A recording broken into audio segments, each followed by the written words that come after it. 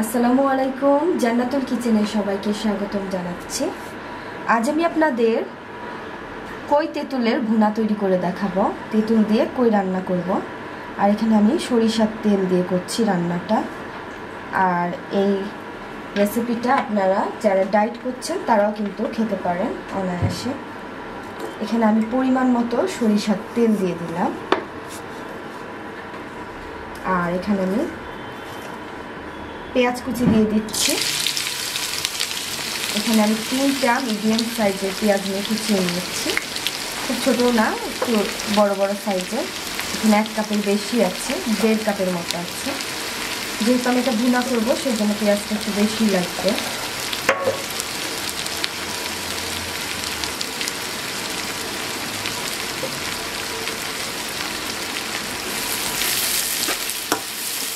পেঁয়াজটাকে বাদামি করে ভেজে নিব। দেখতেই পাচ্ছেন আমার পেঁয়াজটার কালার কিন্তু চেঞ্জ হয়ে আসছে, এটা বাদামি কালার হয়ে আসছে। এবার আমি এর মধ্যে মশলা অ্যাড করছি। আমি এখানে দিয়ে দিচ্ছি, এখানে আদা আর জিরা একসঙ্গে নিয়ে বেটে নিয়েছি, তাই আমি 2 চামচ দিচ্ছি আদা আর জিরা বাটা, 1 চামচ করে করে।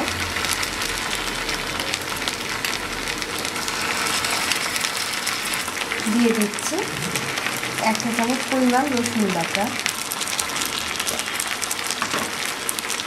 এবার সব কিছুকে আমি ভেজে নিব তেলের মধ্যে। এতে করে মশলার কাঁচা গন্ধটা চলে যাবে।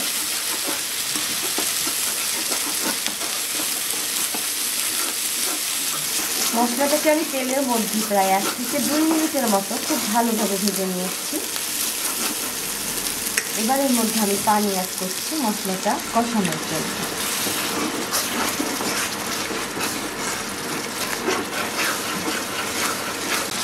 এবার একে একে আমি শুকনো মশলাগুলো দিয়ে দিচ্ছি। 1 চামচ পরিমাণ কাশ্মীরি রেড চিলি পাউডার,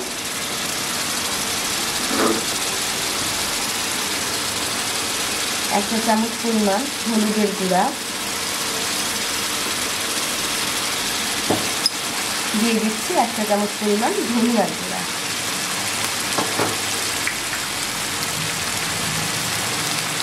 লবণ দিয়ে দিচ্ছি পরিমাণ মতো। আবার সব কিছুকে ভালোভাবে মিশিয়ে নিচ্ছি।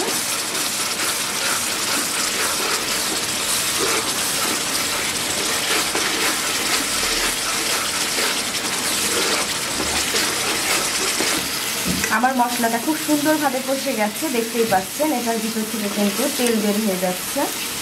এবার এর মধ্যে আমি কই মাছগুলো দিয়ে দিচ্ছি। এখানে একদম আমি ফ্রেশ টাটকা তাজা কইটা দিচ্ছি।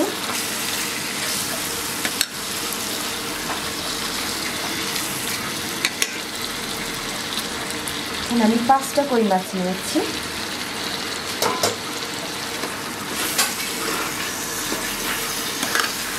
এবার এই মশলাটার সঙ্গে মাছটাকে আমি কিছুক্ষণ কষিয়ে নেব খুব সুন্দরভাবে। হালকা একটু পানি দিয়ে মাছটাকে আমি কষিয়ে নিয়েছি প্রায় 2 থেকে 3 মিনিটের মতো। এবার আমি পানি অ্যাড করছি।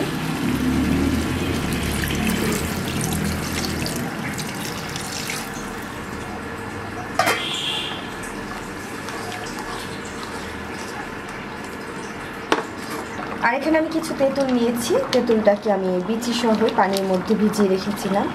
এবার সেই তেঁতুলটা দিয়ে দিচ্ছি, আর এটা আপনারা পরিমাণ মতো দিবেন।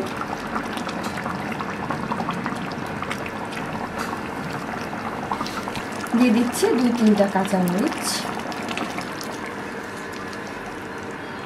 তারপর এটাকে আমি ঢাকনা দিয়ে রান্না করব যতক্ষণ না মাছটা রান্না হয় আর ঝোলটা একটু ঘন হয়ে আসে। আমি ঢাকনাটা উঠিয়ে নিয়েছি, আমার কারিটা হয়ে গেছে। আর এটার গ্রেভিটা আমি একটু এরকম রাখছি, আপনারা চাইলে আর একটু কমিয়েও নিতে পারেন। আমি একটু গ্রেভি রাখছি।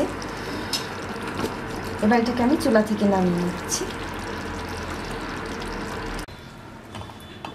তৈরি হয়ে গেল দারুণ সুস্বাদু তেঁতুল দিয়ে কই মাছের ভুনা। আশা করছি রেসিপিটা আপনারা সবাই ট্রাই করবেন, আপনাদের অনেক ভালো লাগবে। আর আমার এই রেসিপিটি ভালো লেগে থাকলে আমার চ্যানেলে সাবস্ক্রাইব করুন, সাবস্ক্রাইব বাটনের পাশে থাকা বেল আইকনটিতে ক্লিক করুন। এতে করে আমার সব নিত্য নতুন রেসিপিগুলো আপনারা খুব সহজেই পেয়ে যাবেন। খোদা হাফেজ।